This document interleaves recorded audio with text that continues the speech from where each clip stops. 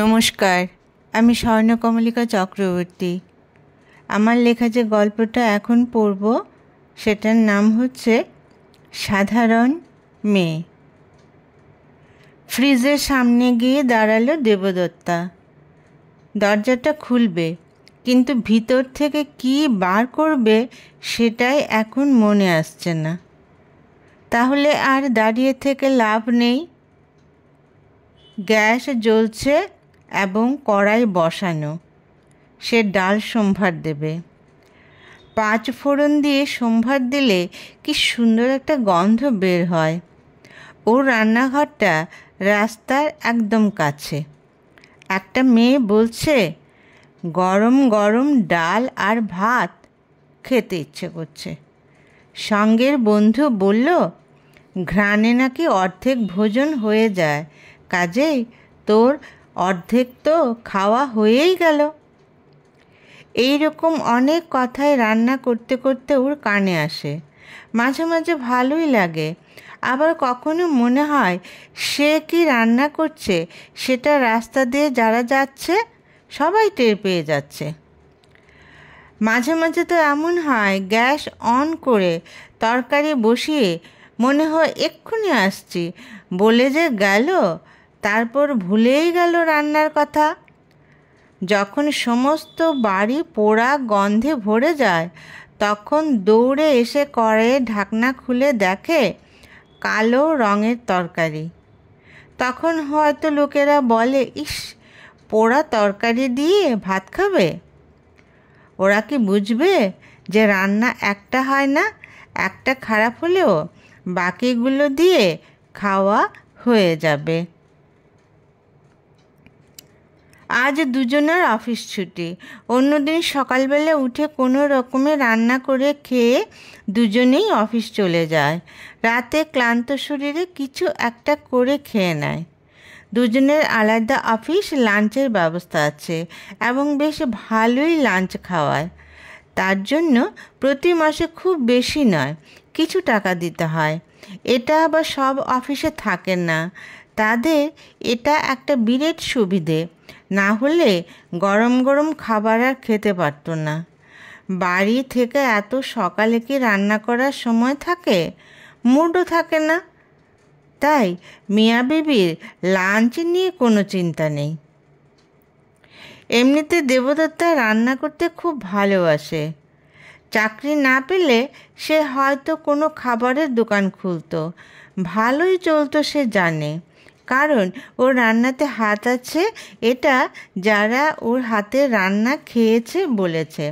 এখন চাকরির চাপে হয়তো রোজ দিন তেমন রান্না করে না, কিন্তু ছুটির দিনে সে ওর মনের মতো রান্না করে।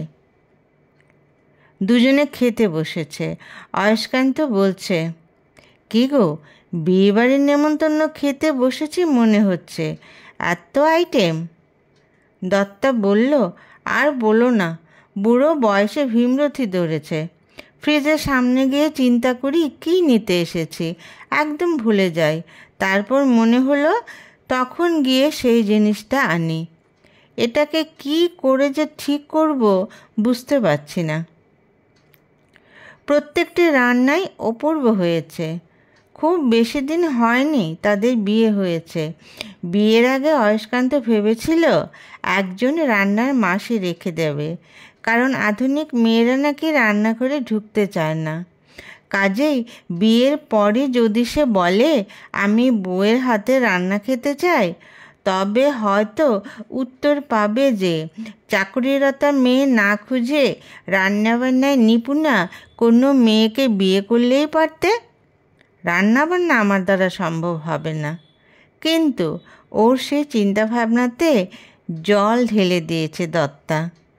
বাসর ঘরেই ঢুকে বলেছিল ওর খুব ভালো লাগে রান্না করতে এবং ওর ইচ্ছে সে যাই রান্না করে নিজে করবে, সে অন্য কাউকে গ্যাস ধরতে দেবে না।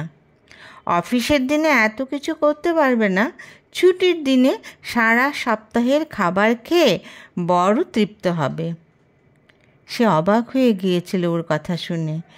দেবদত্তা তাহলে এখনকার মেয়ে সম্পর্কে যা ধারণা ছিল তেমন নয়। সে সত্যিই খুশি, ভীষণ খুশি হয়েছিল মনের মতো বউ পেয়ে। বউকে মাটন খেতে খেতে সান্ত্বনা দিল যে সবারই ভুলে যাওয়ার একটা অভ্যেস থাকে, সেটা কোনো ব্যাপার নয়। মাঝে মাঝে তো তরকারিও পুড়ে যায়, তা বলে কি রান্না স্বাদ হয় না?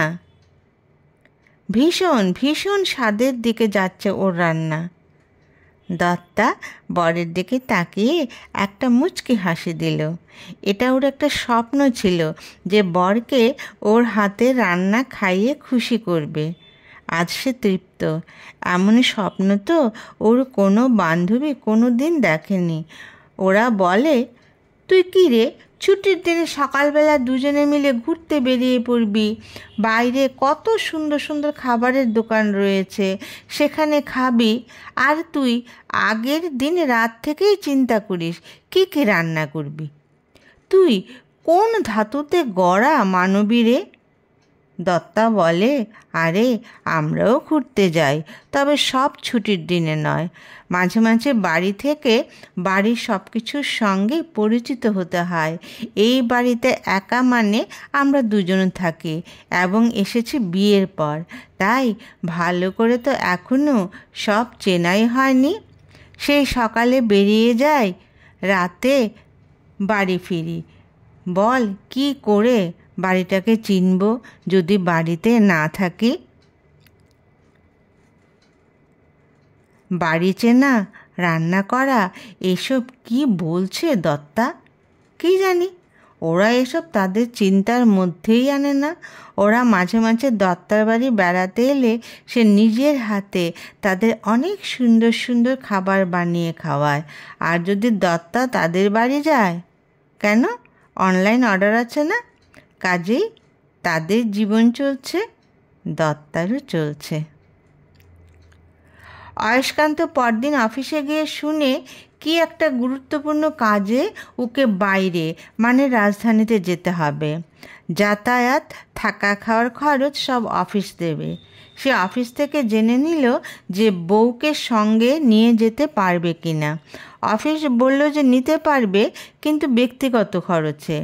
অনেক জায়গায় বউ নিয়ে যাওয়াটাই অনুমতি দেয় না। ভালোই হলো, সে ভাবছে যদি দত্তা ছুটি ম্যানেজ করতে পারে তবে কিছুদিনের জন্য ওরা দুজনে রাজধানী মানে দিল্লি বেরিয়ে আসতে পারবে। হোটেল ভাড়া লাগবে না, এটাই কম কিসের। দুজন অফিস থেকে এসে চা খাচ্ছে। চা যদিও সন্ধ্যাবেলার খাবার, কিন্তু তাদের খেতে একটু রাত হয়ে যায়। দুজনে দু জায়গা থেকে আসে, যাতায়াতে বেশ খানিকটা সময় চলে যায়। তবু এই বাড়িটা অয়স্কান্তের বাবা বেশ কয়েক বছর আগে কিনে রেখেছিলেন। এখান থেকে দুজন অফিস করতে পারে। আসল শ্বশুরবাড়ি থেকে সেটা সম্ভবপর ছিল না, তাই ওরা কপত কপতে এখানে থাকছে, মাঝে মাঝে আসল বাড়িতে যায়। অয়স্কান্ত মুড়ি ভাজা মুখে দিয়ে বলল, এই কয়েকদিনের জন্য ছুটি নিতে পারবে? দত্তা চায়ে চুমুক দিয়ে বলল, শুধু শুধু কেন ছুটি নেব? কোনো সমস্যা হয়েছে? তোমার শরীর খারাপ? সে হেসে বলল, আরে সেসব কিছুই নয়, অফিস থেকে রাজধানী পাঠাচ্ছে কাজে, একা যেতে ইচ্ছে করছে না। কাজের পর দুজনে একটু ঘুরবো, বেশ মজা হবে, হোটেলের খরচ লাগবে না। তাই আগামীকাল অফিসে গিয়ে দেখো ছুটি পাও কি না। দত্তা বলল, তুমি অফিসের কাজে যাচ্ছ, হোটেলে একা থাকার কথা, বউ তো অ্যালাউ করবে না। যদি বলে বউয়ের জন্য আলাদা রুম ভাড়া করতে হবে। অয়স্কান্ত হো হো করে হেসে উঠল, বলল, আরে আমি কথা বলে রেখেছি, তোমার বিমান ভাড়া, খাওয়া সব খরচ আমার, শুধু হোটেলের রুমটাই পারমিশন দিল। না দিলে আমি একাই যেতাম আর বিরোহীর মতো কয়েকদিন কাটিয়ে আসতাম। এবার দত্তা হো হো করে হেসে বলল, আহারে কি দুঃখ, অফিসের কাজে যাচ্ছ, মনে হচ্ছে হানিমুনে যাচ্ছ, কিন্তু বউ ছাড়া। কি করে যে এই কষ্ট লাঘব করি, অফিসে প্রচুর কাজ চলছে, যদি ছুটি না দেয়। অয়স্কান্ত কাঁদো কাঁদো স্বরে বলল, প্লিজ, আমার একা যেতে ভাল লাগছে না, যেভাবেই হোক ছুটি ম্যানেজ করবে। আজ দুজনার আলোচনার বিষয় দিল্লিতে কোথায় কোথায় ঘুরতে যাবে। দত্তা মনে মনে ভাবছে, সব তো ঠিক করে ফেলছে, আসল ব্যাপার হচ্ছে ছুটি, সেটা পাবে তো। বেচারি হয়তো মনে মনে ভাবছে, দ্বিতীয়বার হানিমুনে যাবার সুযোগ পেয়েছে, এমন সুযোগকে হাতছাড়া করতে আছে। এত টেনশন করে লাভ নেই, ছুটি মিললে কর্তার সঙ্গে ঘুরতে যাবে, না হলে একা একা অফিস করে রাতে ঘরে থাকবে, এখানে তো ভয়ের কিছু নেই। তবু বিয়ের পর 2-1 দিন বাপের বাড়ি ছিল, তাও ছুটির দিনে। কর্মব্যস্ত জীবন, তাই দুজন এখন এখানেই থাকে। এত সহজে ছুটি পেয়ে যাবে সে আশা করেনি। অবশ্য বেশি দিনের ব্যাপার তো নয়। সে অয়স্কান্তকে ফোন করে প্লেনের টিকিট কাটার কথা বলে দিল। সে বলল, পরশু দিন ওরা যাচ্ছে। দত্তা বলল, কি গো, তোমার ভাবভঙ্গি দেখে মনে হচ্ছে তুমি অফিসের কাছে যাচ্ছ না, হানিমুনে যাচ্ছ। বউকে জড়িয়ে ধরে সে বলল, শোনো, মনটা সব সময় চনমনে রাখবে, অফিস তো থাকবেই, তাহলে রোমান্স করবো না? এত কম খরচে ঘুরে আসছি, ভাবা যায়? ওরা ডাইরেক্ট দিল্লি যাবে না, মাঝখানে 1 ঘন্টার জন্য একটা এয়ারপোর্টে বসতে হবে, লাগেজ অটোমেটিক চলে যাবে। ওরা দুজন নামলো, একটু বসতে হবে। অয়স্কান্ত বলল, তুমি বসো, আমি একটু ওয়াশরুম থেকে আসছি। সামনে একটা চেয়ারে একটা ব্যাগ, পাশে অতি উগ্র আধুনিকা একজন বসে আছে, আর কোনো চেয়ার খালি নেই। সে গিয়ে মহিলার দিকে চেয়ে বলল, ব্যাগটা? সে দাঁড়িয়ে রইল। মহিলা ওর দিকে তাকালো না, মুখটা অন্যদিকে ঘুরিয়ে নিল। দত্তা বুঝতে পারছে না সে কি অপরাধ করেছে এই প্রশ্নটা করে। সে যেখান থেকে হেঁটে একটু দূরে একটা চেয়ার পেল, সেখানে গিয়ে বসল। মনে মনে ভাবছে, সত্যি পৃথিবীটা বোধহয় পরিবর্তিত হয়ে যাচ্ছে। ওরা কিন্তু নিজেদের এখনও আগের আমলের সেই মানসিকতার মতোই ভাবে। অয়স্কান্ত এলো, সে আস্তে আস্তে ওকে মহিলার ব্যাপারটা বলল। সে মোটেই অবাক হলো না, বলল, শোনো, চলার পথে এমন মানুষ যেমন পাবে তেমনি ভালো মানুষও পাবে। ব্যাগটা হয়তো ওনার ছিল না, কেউ হয়তো রেখে গেছে, তাই তিনি উত্তর দেবার প্রয়োজন মনে করেননি।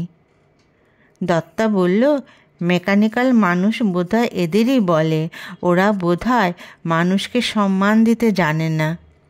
সেদিন আমি একটু বাজারে গিয়েছিলাম অটো রিজার্ভ করে।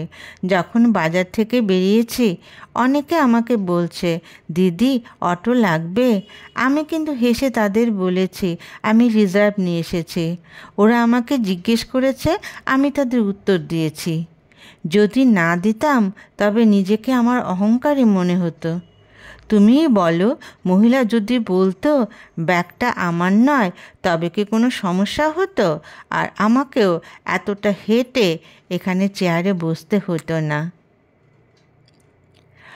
অয়স্কান্ত হেসে ফেললে ওর কথা শুনে। বউয়ের একটু খারাপ লেগেছে মহিলা উত্তর না দেওয়াতে। আসলে দত্তা যে খুবই সাধারণ একটা মেয়ে, সে সবাইকে নিজের মতো এত সুন্দর মনের হবে ভাবে। কিন্তু আজকাল যে সুন্দর মন পাওয়া সত্যিই কষ্টকর। সে তো এখনও রান্না করে বরকে খাওয়াতে ভালোবাসে, যদিও ফ্রিজ থেকে কে আনতে গেছে সেটা ভুলে যায় মাঝে মাঝে, সেটা তো হতেই পারে। কিন্তু সত্যি ওর ভাগ্য ভালো, বর্তমান সময়ে এমন বউ পেয়েছে। দত্তা বলল, কি গো, তুমি কিছু বলছো না কেন? অয়স্কান্ত বলল, আজ আমাদের কাজ কি জানো? হোটেলে গিয়ে লাগেজ রেখে ঘুরতে বেরিয়ে পড়ব। বাদ দাও এ প্রসঙ্গ।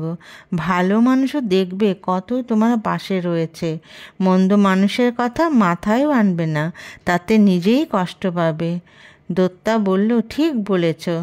তাদের পাশে একটা চেয়ার খালি ছিল। একজন মহিলা এসে বলল, দিদি আমার ব্যাগটা থাক, আমি একটু আসছি। দত্তা বলল, ঠিক আছে। অয়স্কান্ত বলল, এই তুমি যদি ওই অহংকারী মহিলা হতে তবে? দত্তা হেসে ফেলল ওর কথা শুনে। মহিলা ওয়াশরুম থেকে এসে ওকে একটা ধন্যবাদ দিল, সেও একটু হাসি দিল। তাদের বোর্ডিং শুরু হয়ে গেছে, ওরা আবার প্লেনে ওঠার জন্য রওনা দিল। মহিলা ওর দিকে একটা খুব সুন্দর হাসি দিল, সেও দিল। দত্তা বলল, ওই রকম মহিলাদের সাথে যত কম দেখা হয় ততই মঙ্গল। অয়স্কান্ত বলল, দেখা পাবে না এমন কথা বলতে পারি না, তবে ভালো মানুষ পাবে এটা বলতে পারি। ওরা গিয়ে লাইনে দাঁড়ালো, প্লেন আরেকটু পরে ছেড়ে দেবে। অয়স্কান্ত অফিস আর দ্বিতীয় হানিমুন করবে। খুশি, ভীষণ খুশি ওরা দুজন। নমস্কার।